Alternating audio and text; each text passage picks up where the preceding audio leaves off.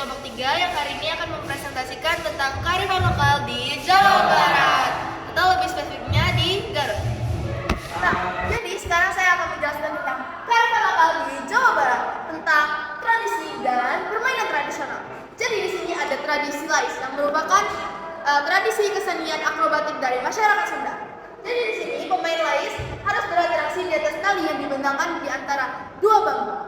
Nah, pada tali itulah mereka akan bermain atraksi atau melakukan atraksi-atraksi seperti berayun-ayun, tiduran, atau bergelantungan dengan kaki, dan mereka melakukan itu tanpa pengaman. Selain atraksi tersebut, ada juga ditampilkan seperti atraksi gesrek, makanan api, makan beling, pencak silat, reok, dan lain-lain. Kesenian ini berasal dari kebiasaan seorang warga Cibunar yang bernama Ahmadi yang suka memanjat pohon kelapa sambil bergelantungan. Selanjutnya ada permainan tradisional, yaitu congklak. Nah, congklak biasanya dimainkan oleh dua orang menggunakan biji-bijian dengan papan congklak yang memiliki 16 lubang, yang terdiri dari 14 lubang kecil yang dibagi menjadi dua baris dan dua lubang besar yang biasanya disebut sebagai induk. Nah, permainan dilakukan dengan mengisi lubang papan satu persatu sampai biji habis, dan mengambil biji dari tempat terakhir biji ditaruh. Pemain dengan biji terbanyak dinyatakan sebagai pemenang. Nah, contoh-contohnya ada seperti di sini gambar, atau kalian juga bisa melihat permainan contoh secara langsung menggunakan barcode yang sudah disebut. Nah, sekarang saya akan menjelaskan tentang kearifan lokal Jawa Barat, yaitu makanan khasnya. Jadi makanan khas Jawa Barat adalah dodol. Dodol merupakan salah satu makanan khas Indonesia, yaitu dari Jawa Barat. Terbuat dari tepung beras ketan, santan, dan gula. Dodol memiliki warna coklat, rasa yang manis, gurih, dan legit, dengan tekstur yang kenyal. Selanjutnya ada tentang sejarah makanan khas Jawa Barat ini atau disebut dodol, yaitu dodol merupakan pemakanan klasik yang sudah ada sejak zaman kerajaan Mataram Kuno atau Sumedang. Selanjutnya ada rumah adat tradisional dari Jawa Barat, yaitu Togo Anjing. Togo Anjing adalah rumah yang ada di Jawa Barat, berbentuk persegi panjang yang memanjang ke belakang. Jadi rumahnya ini panjang gitu. Selanjutnya ada ciri khas tentang Togo Anjing. Jadi Togo berarti duduk dan anjing berarti hewan, anjing.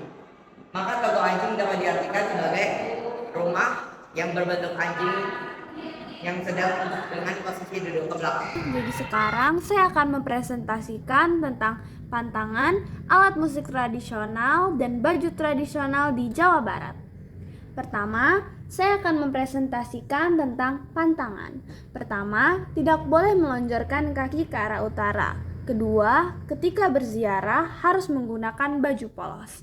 Selanjutnya, tidak boleh menggunakan alat elektronik. Dan yang terakhir, tidak boleh memakai perhiasan. Tujuan melakukan ini yaitu untuk menghormati makam leluhur Syekh Abdul Jalil yang juga merupakan juru kunci pendiri dari Kampung Dukuh. Selanjutnya ada alat musik tradisional. Selentung merupakan alat musik yang terbuat dari bambu dengan panjang sekitar 30 cm. Alat musik ini juga memiliki dua bandul yang berfungsi sebagai penabuh. Selanjutnya ada baju tradisional. Baju kampret adalah baju dengan model yang sederhana dan longgar, sering digunakan dalam kehidupan sehari-hari dan acara adat. Lalu ada kebaya Garut yang sering dikiasi dengan sulaman dan dikenakan dengan kain batik Garut yang terkenal. Terima kasih semuanya. Nah, jadi pada hari ini saya akan mempresentasikan mengenai lagu daerah, tarian daerah, dan seni tradisional dari Jawa Barat. Kita akan masuk ke bagian pertama, yaitu lagu daerah. Salah satu lagu daerah dari Jawa Barat ialah Manuk Dadali. Lagu ini sendiri diciptakan oleh seorang pria bernama Sambas Mangundikarta pada tahun 1960-an. Manuk Dadali dapat diartikan sebagai burung Garuda. Lagu ini menceritakan tentang bagaimana gagah perkasanya burung Garuda. Digambarkan bahwa Manuk Dadali yang senang bersatu dan hidup rukun saling berdampingan. Selain itu, lirik lagunya terdapat semangat nasionalisme dari bangsa Indonesia. Liriknya juga menggambarkan kebanggaan bangsa Indonesia terhadap negaranya yang diwakili oleh burung Garuda sebagai simbol. Jadi berikut adalah lirik dari Manuk Dadali.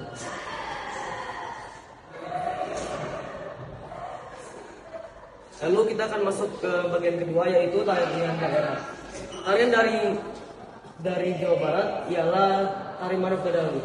Tarian kreasi ini memiliki arti yang sama persis dengan lagu Manuk Dadali, yaitu menceritakan tentang sosok burung gagak perkasa yang menjadi cerminan lambang negara Indonesia. Lagu Manuk Dadali juga menjadi irama pengiring dari tarian ini. Diperkirakan bahwa tarian ini tercipta pada tahun 1972.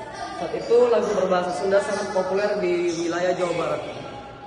Lagu yang populer pada saat itu salah satunya adalah lagu Manuk Dadali. Oleh karena itu, lagu ini menginspirasi warga Jawa Barat karena kepopulerannya, sehingga terbentuklah gerakan-gerakan tarian. Gerakan tarian ini dibuat dengan menarik dan menunjukkan rasa nasionalisme. Karena hal tersebut, tari Manuk Dadali sering dianggap sebagai media pembelajaran tentang cara mencintai negara serta merasa bangga terhadap tanah air. Lalu kita akan ke bagian yang terakhir, yaitu senjata tradisional. Jadi senjata tradisional dari Jawa Barat ialah kujang. Kujang merupakan salah satu senjata tradisional dari Jawa Barat yang cukup terkenal karena sering dijadikan sebagai ikon dari kota Bogor. Senjata ini diperkirakan sudah ada sejak masa pemerintahan kerajaan Tarumanegara. Senjata ini juga dikenal memiliki nilai sakral dan mistis. Senjata ini sering dipercaya dapat berfungsi sebagai jimat atau piandel oleh masyarakat sekitar. Pada abad ke-12, pada masa itu, kujang berfungsi sebagai simbol status dan pangkat. Ajaran Sunda Wiwitan dan ketatanegaraan juga membuat rupa kujang dan akhirnya berkembang sebagai wujud pemetaan Pulau Jawa, yaitu Kujawa yang lalu nama kujang ini diyakini berasal dari kata Kujawahyang tersebut. Pada kujang terdapat 3 lubang yang melambangkan Trimurti, yaitu 3 bidang dalam ketuhanan di agama Hindu. Namun kujang mengalami beberapa perubahan ketika masuknya pemerintahan kerajaan Islam. 3 lubang tersebut dimodifikasi menjadi 5 lubang yang melambangkan 5 tiang dalam rukun Islam. Oke, jadi sekian dari presentasi saya mengenai lagu daerah, tarian daerah, dan senjata tradisional. Semoga informasi yang saya sampaikan ini dapat berguna di kehidupan sehari-hari. Terima kasih.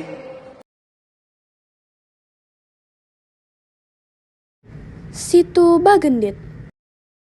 Zaman dahulu kala, di sebuah desa yang terletak di Jawa Barat, hiduplah seorang perempuan kaya bernama Nyai Bagendit. Semenjak suaminya meninggal, Nyai Bagendit mendapat warisan berupa kekayaan yang berlimpah. Sayangnya, hal tersebut membuat Nyai Bagendit menjadi sombong. Nyai Bagendit suka memamerkan kekayaannya kepada warga sekitar. Namun, ia tidak pernah mau membantu warga yang sedang kesulitan. Tolong bantu saya, Nyai Bagendit. Gak mau, untuk apa sih membantu rakyat jelata dan miskin seperti kamu? Pergi sana! Setiap kali warga datang meminta bantuan, Nyai Bagendit menolaknya dengan acuh. Hal itu membuat warga tidak suka dan benci terhadap Nyai Bagendit. Walaupun warga sangat tidak menyukai perilaku Nyai Bagendit yang congkak dan sombong, mereka tidak bisa berbuat apapun juga. Pada suatu hari, datanglah seorang kakek tua ke rumah Nyai Bagendit. Nyai, mohon berikan saya air sedikit saja. Tidak mau, untuk apa saya memberi air untuk kakek tua seperti kamu? Dasar orang kikir, kamu akan menyesalinya. Emang kakek tua seperti kamu bisa apa? Pergi sana! Kakek itu mengumpulkan tongkatnya ke arah tanah dengan penuh amarah. Dan muncullah air dari permukaan tanah. Nyai Bagendit yang panik dan sayang akan harta ayahnya bergegas mengambil hartanya untuk dibawa kabur. Di saat warga lain sedang sibuk melarikan diri, Nyai Bagendir sibuk memikirkan harta kekayaannya, bahkan berusaha membawa harta itu kabur bersamanya. Saat warga desa lain sudah melarikan diri ke tempat yang tidak terkena air, mereka tidak sadar bahwa Nyai Bagendir sudah tidak ada. Ternyata Nyai Bagendir sudah tenggelam dan hanyut bersama dengan hartanya. Jadi moral dari kisah ini adalah janganlah menjadi orang yang buta akan kekayaan dan janganlah menjadi orang yang sombong. Berbaik hatilah kepada orang-orang sekitar.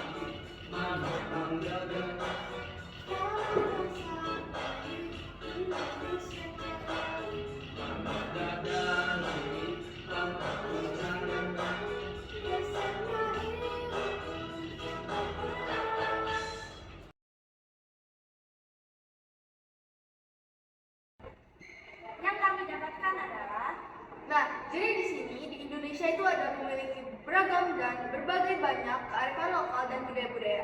Jadi di sini kita harus melestarikan budaya-budaya tersebut agar dia tidak punah. Sekian dari presentasi kami. Bye-bye.